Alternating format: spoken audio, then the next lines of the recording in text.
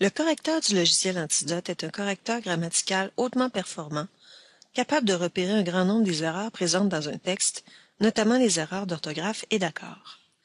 De plus, pour chacune des erreurs repérées, il fournit des explications permettant de comprendre la faute commise et de déterminer si le texte doit ou non être corrigé. Antidote permet toutefois d'aller au-delà du repérage des fautes, puisqu'il fournit les outils qui permettent d'effectuer une révision rigoureuse du texte en cours de rédaction. Ces précieux outils, les filtres, permettent de poser un regard différent sur un texte en mettant en relief certaines de ses composantes. Dans cette capsule vidéo, nous présenterons les filtres qui nous semblent les plus utiles et nous préciserons dans quel contexte il peut être judicieux de les utiliser. Les nombreux filtres que comporte le logiciel sont répartis en 4 sections, appelées prismes, que l'on peut concevoir comme autant de perspectives selon lesquelles on peut scruter le texte en cours de rédaction. Le premier prisme, le prisme de correction, compte 3 sections. Le filtre détection est activé par défaut lorsque s'ouvre la fenêtre du correcteur. Il s'agit du filtre de détection des erreurs et des alertes. La détection des alertes, c'est-à-dire des erreurs potentielles, peut être ajustée grâce au réglage d'Antidote. Le fonctionnement du correcteur et l'ajustement des réglages sont présentés dans d'autres capsules vidéo. Les regroupements, toujours dans le prisme de correction, permettent d'identifier la classe d'erreur ou d'alerte à laquelle appartient chacune des détections signalées. Grammaire, orthographe, vocabulaire, ponctuation ou autre. Dans cette section, les erreurs et les alertes sont examinées de manière indépendante. Il suffit de sélectionner ce que l'on veut observer.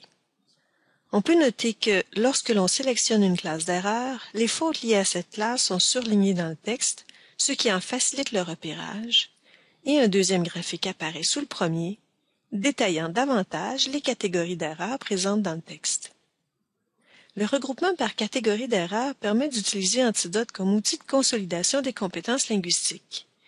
En ayant recours à ces filtres, on peut cibler de façon plus précise les lacunes en français écrit, ce qui permet de les aborder un type d'erreur à la fois.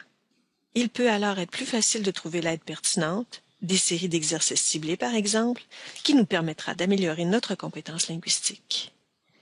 Il est clair ici que des exercices pour distinguer le participe passé de l'infinitif des verbes se terminant en AR, ainsi qu'une révision grammaticale pertinente, seraient conseillés.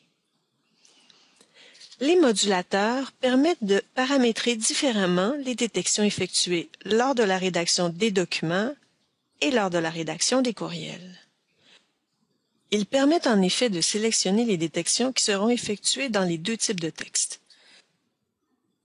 Par exemple, on peut demander au correcteur de ne repérer que les erreurs majeures dans les courriels en décochant toutes les autres cases, typographie, alerte, ambiguïté et analyse partielle. Notons que les erreurs majeures seront toujours mises en relief, peu importe les ajustements effectués.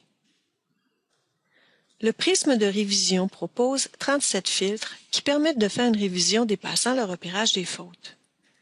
Grâce au filtre de ce prisme, on s'intéresse à certaines caractéristiques textuelles potentiellement problématiques.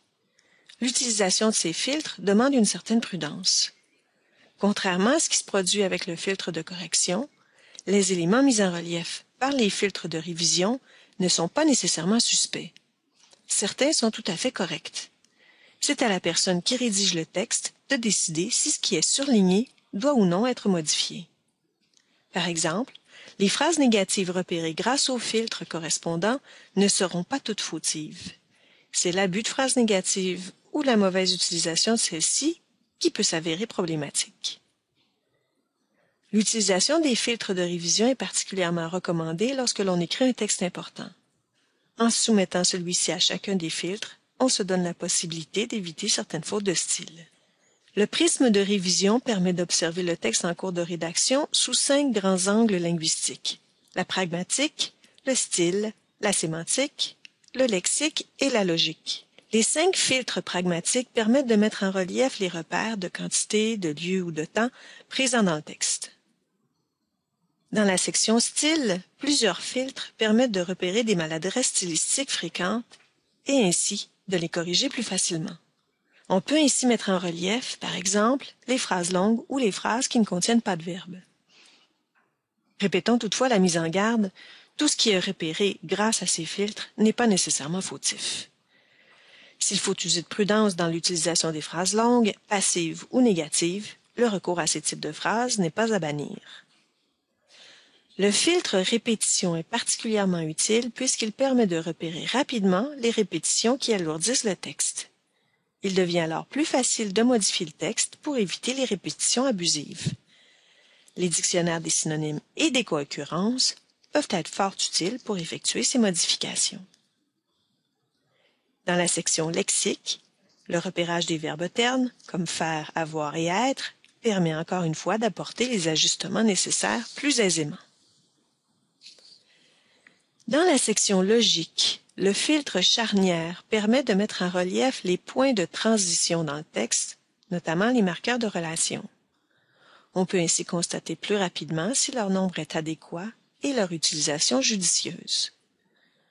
Les filtres du troisième prisme, celui des statistiques, informent le rédacteur sur de nombreux éléments de son texte. Ils donneront notamment des informations quantitatives sur les catégories des mots, leur étymologie, ainsi que sur les performances rédactionnelles de la personne qui rédige le texte. Le dernier prisme, le prisme d'inspection, permet de scruter le texte en profondeur afin d'observer chacun de ses constituants.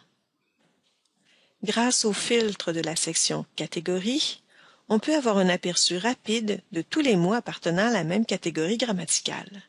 Par exemple, si l'on a tendance à faire un usage abusif des adverbes, on peut facilement repérer ceux-ci et s'interroger sur la pertinence de chacun.